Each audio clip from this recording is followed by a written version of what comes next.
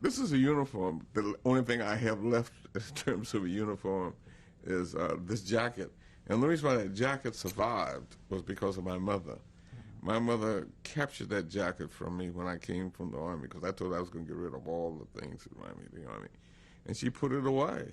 And she kept it until she died. And before she died, she made me promise that I wouldn't get rid of it, and I promised her I wouldn't, and here it is. The stripes on each arm is the stripes of a first sergeant. Now, this jacket, remember, was given, when I got this jacket, I was in the Pacific.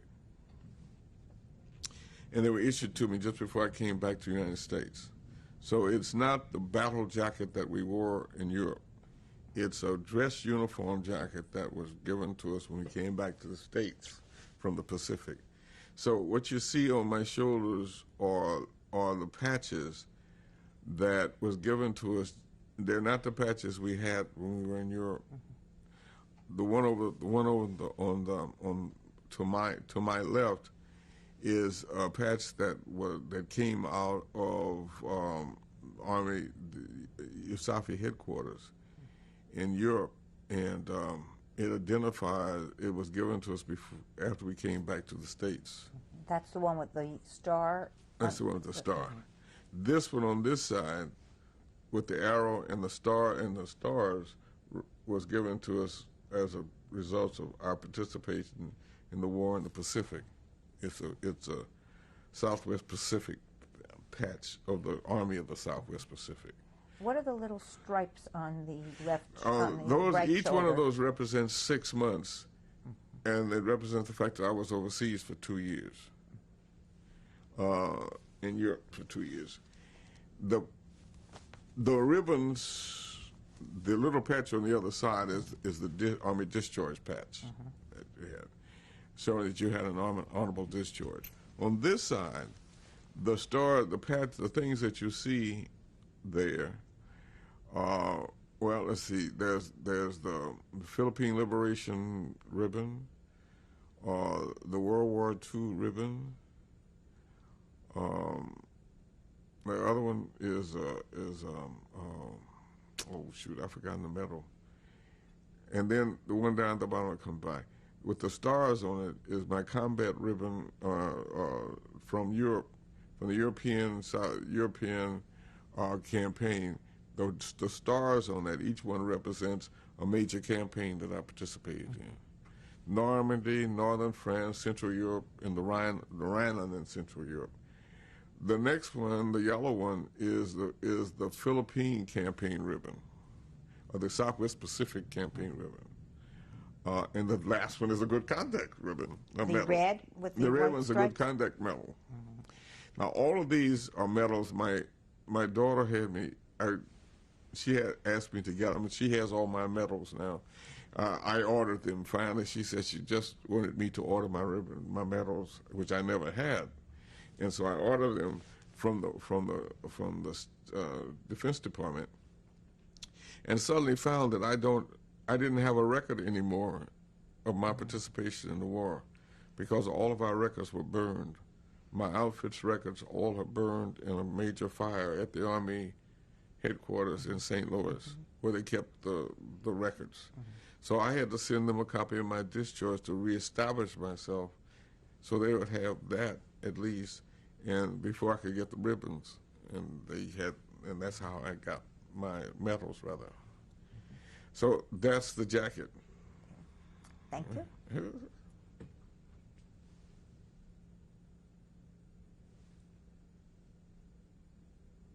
Want me to tell you what this is? Okay. This is a picture of me when I was. This is when I went into basic training in Camp Lee, Virginia. This was the first time I got a chance to go on a weekend pass, a one-day pass, in fact. I went to town and had this picture made for my mother, and that was me in my uniform as a young recruit at Camp Lee, Virginia. I think I was somewhere around, I guess I must have been 19. I keep saying this. I was 19 years old. Thank you.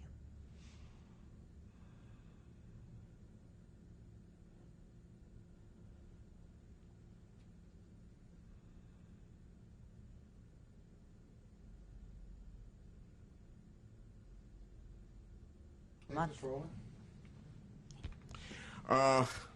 This is a menorah, and it's a great story about it. About 1970 or 71, somewhere in that range, someone knocked at my door, and was a person standing there with the menorah wrapped up in newspaper, saying he'd been trying to find me for an awful long time, that the person who made the menorah had died, and asked him to find me and give me the menorah as a gift, because he was at Dachau, the person who made this, and it was made while he was in prison camp at Dachau. And he wanted me to have it because I had met him there. I don't remember meeting him. I met several people that I talked to, and I don't know what he looks like. But this was given to me, and it's one of my priceless possessions and prized possessions. And this is the first time I really had it out of my house. But that's the story behind it. And when you look at it, it's made up out of these here. These areas look like concrete nails. And because I do a lot of construction, we develop and design buildings. So you see concrete nails, and then some of the rest of it, I just don't know what it is. But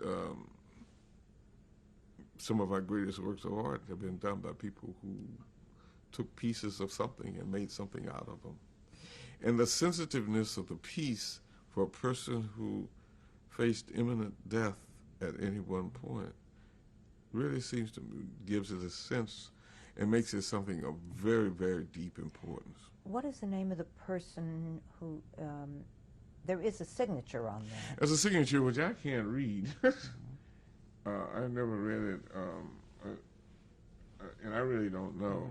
I can't see it. I know it's signed. It's signed right here. By somebody. Yeah. And it isn't exactly straight either. No, it's a bit crooked, but hey, the fact that he put it together at all, under conditions in which it was put together, that's a little consequence. Do you know the person who brought it to you? Don't know the person who brought it to me. I asked him, and he said it's a little importance. Let me see if I can decipher the name for you. Tilt it forward so I can shoot it in the camera. I'll put it back. The name is Scheiberger. Oh, Scheiberger, okay. I don't think you'll be able to see this. You can't the see name it. on the camera. No. No. I don't think that's... Scheiberger. And you don't know who gave it to you? I don't know who gave it to me. The man gave it to me, and he left immediately. But it's Scheiberger, okay. But that doesn't mean anything to me either, except it means that that's the person who did it. And maybe there's somebody in the world who knows who Scheiberger was. Perhaps. Perhaps. I want to thank you again, Dr. Parks, for sharing all of this very, very interesting information with us, and wish you well. It's been my privilege, and I hope that the program goes well, and I wish you folk the best. And maybe our paths will cross again one day. Hopefully. All right. Thank you. Sure.